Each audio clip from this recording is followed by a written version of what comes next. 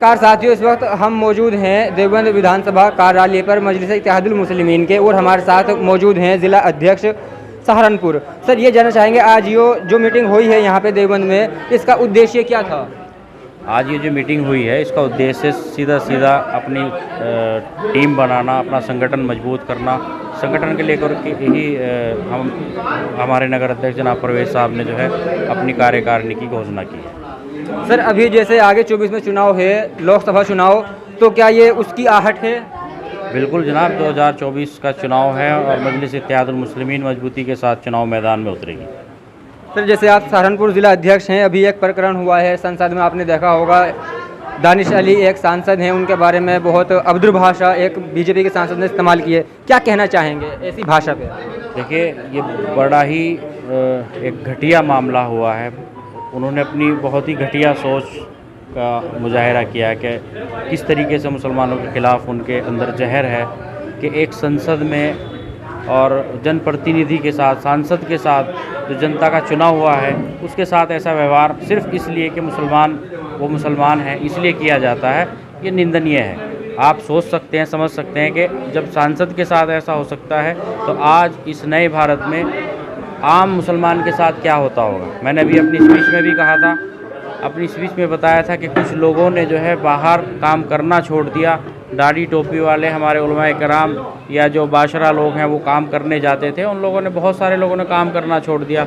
सफ़र में जाते हैं, ट्रेन में जाते हैं, कि उनको डर लगता है कि कहीं मुसलमान समझकर कोई मार पिटाई ना हो जाए, लड़ाई झगड़ा ना हो जाए।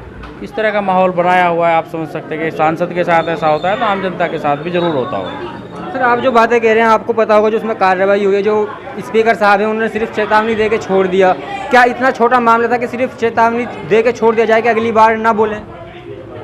ये लोकतंत्र में लोकसभा स्पीकर के इस फैसले को कैसे दें?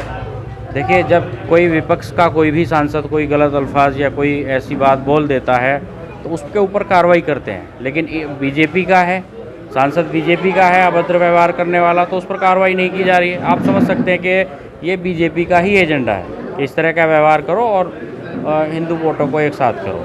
ये इनका एक अपना एजेंडा है।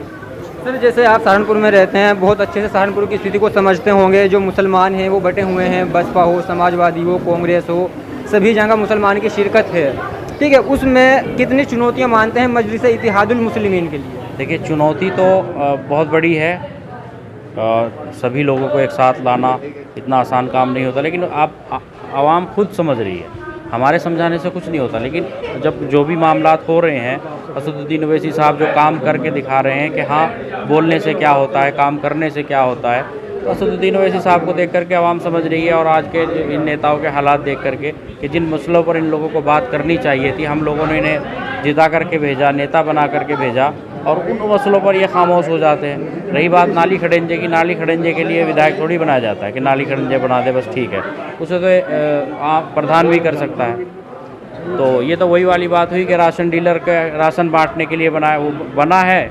जब उसके पास राशन आएगा वो तो बटेगा ही बटेगा, लेकिन विधायक बना जाता है आवाम की आवाज़ उठाने के लिए, आवाम के मुद्दों पर बात करने के लिए, आवाम की कोई भी मसला होगा उसको विधानसभा में उठाने के लिए।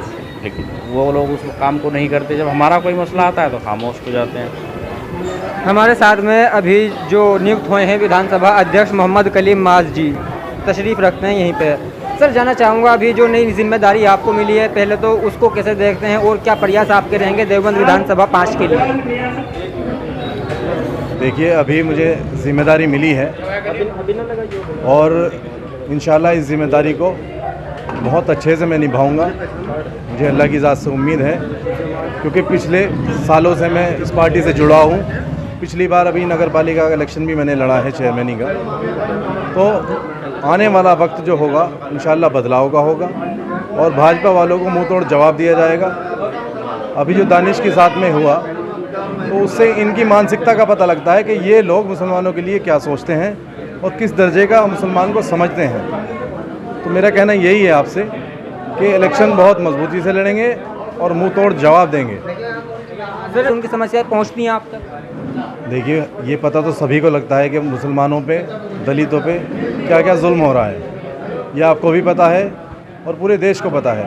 लेकिन हर आदमी ने चुप्पी साध रखी है, बोलने के लिए कोई तैयार नहीं है। जो बोलता है उसके घर जांच पहुंच जाती है, कहीं ईडी पहुंचती है, इनकम टैक्स, तो कुछ ना कुछ किसी ना किसी परेशानी में उसे उलझाया जाता है। तो इस डर से लोग बोलते नहीं। लेकिन मजलिस इत्तेहादुल मुस्लिमीन के जो सिपाही हैं वो बोल रहे थे और बोलते रहेंगे हमेशा इंशाअल्लाह। आवाज़ उठाएंगे और किसी से ना डरते हैं ना डरेंगे इंशाअल्लाह। अल्लाह है, अल्लाह के अलावा मुसलमान किसी से डरता नहीं। ये मैं आपको विश्वास दिलाता हूँ कि मुसलमान अपनी ईमान पे उसका ख़ात्मा होगा, ये हमारा यकीन है। और इलेक्शन जो आपको बताया है 2024 की तैयारी है, उसी की हमने यहाँ पे घोषणा कर रहे हैं। बैरिस्टर साहब के जैसे हमारे लिए आदेश होंगे उनका पूरा पालन किया जाएगा। क्या मैसेज दिया है लोगों को और प्लान क्या है 24 के लिए देवबंद का? 24 के लिए तो हमारा प्लान जो है फुल एंड फाइनल है। हमारे से इंशाल्लाह प्रत्याशी उतारा जाएगा हमारी पार्टी से, और पूरे दमखम के साथ हम इंशाल्लाह इलेक्शन लड़ेंगे और पूरा जिताने का प्रयास करेंगे और जीतेगा इंशाल्लाह। रही बात यहाँ मासिक बैठक की, तो हमने एक बहुत बड़ी मजबूत टीम यहाँ पे तैयार की है, नगर की टीम, और कुछ ही दिनों में हम विधानसभा टीम भी जो है तैयार करेंगे। और हर महीने मासिक बैठक विधानसभा नगर की और विधानसभा की संयुक्त बैठक हुआ करेगी इंशाल्लाह। फिर भ्रष्टाचार नगर पालिका में या विधानसभा में हो रहा है, उस पर आवाज़ उठाएंगे? बिल्कुल उठाएंगे। असल में क्या है कि इलेक्शन के बाद, नगर निकाय चुनाव के बाद हमने पार्टी का विस्तार किया है आज, और इस विस्तार के बाद जो हमारी नई टीम बनी है और पुराने लोग जिनको नया पद जो है हमने ओहदे से नवाजा है, वो सब मिल के काम करेंगे। और इंशाल्लाह पूरे देवबंद के लिए, वार्ड का मसला हो या पूरे देवबंद का मसला हो, इंशाल्लाह वो जो है SDM के थ्रू हो या नगर पालिका के थ्रू हो, उसे हल कराने का इंशाल्लाह पूरी कोशिश करेंगे। चलिए, बोलते हैं लोकतंत्र में एक सांसद को संसद भवन सदन के अंदर उस भाषा को सुनना पड़ेगा। देखिए, हमारे नेता ने भी एक बात कही है कि ये कोई नया नहीं है, क्योंकि बीजेपी वालों के लिए कोई ये नया नहीं है, उनका तो काम है। और विधुड़े साहब ने एक बार पहले, आपने अगर वीडियो देखी हो तो ओवैसी साहब के साथ भेजा गया था, लेकिन मेरा नेता ऐसा है, उसे जवाब देना आता है, उसने जवाब दिया है। मैं दानिश अली जी से भी यही कहना चाहता हूँ कि आप संसद से इस्तीफा ना दीजिए, सांसद हो आप, सांसद रहिए और उसी पटल पर जवाब दीजिए, तब आप सांसद कहलाएंगे, तब आप कौम के रहनुमा कहलाएंगे। आप उसी पटल पे जवाब दीजिए उन्हें इसी तरीके से। अच्छा, जैसे इस पे बहुत सारे राजनेताओं की चुप्पी को कैसे देखते हैं? देखो, जो मुसलमानों के कायद भी बनते हैं। देखो, जो मैं सेकुलर पार्टी किसी को नहीं मानता, क्योंकि वो है ही नहीं। उन्हें सिर्फ हमारा वोट चाहिए, सिर्फ मुस्लिमों का वोट चाहिए। मुस्लिमों का वोट लेने के बाद वो हमारे किसी मुद्दे पे नहीं बोलते। मायावती जी है, जब अपने एक सांसद के लिए आवाज़ नहीं उठा सकती तो हमारे लिए क्या आवाज़ उठाएगी? हमारे लिए आवाज़ उठाने वाला हमारा नेता है। हमने अपने नेता को तस्लीम कर लिया है, अपने नेता के साथ रहेगा। तो 24 में मजलिस को सहारनपुर के अंदर कहाँ खड़ा देखते हैं? इंशाल्लाह 24 में मजलिस फाइट में रहेगी। इंशाल्लाह चुनाव लड़ेंगे मजलिस, जब पार्टी का जो ऊपर से ऑर्डर आएगा उस हिसाब से काम किया जाएगा। चलिए, जैसे कि सभी ने बतलाया 24 का ये शंखनाद इसको देखा जा सकता है। मैं अपने कैमरामैन सहयोगी के साथ दीन रजा, देवबंद।